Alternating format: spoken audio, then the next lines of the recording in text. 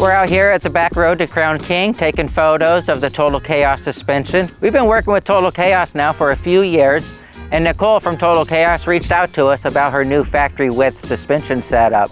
And we were super excited for the opportunity to be able to run this on our own personal shop truck.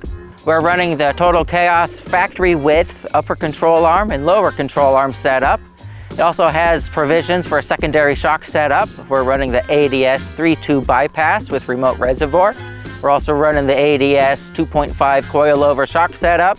Of course, we're running DuroBumps bump stops on our lower control arm setup to protect these shocks from overcompressing.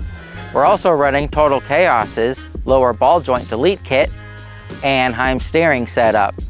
We really put a beating to this over the recent months, and we couldn't be more excited about how it handles. For a full article write-up, take a look at the link below.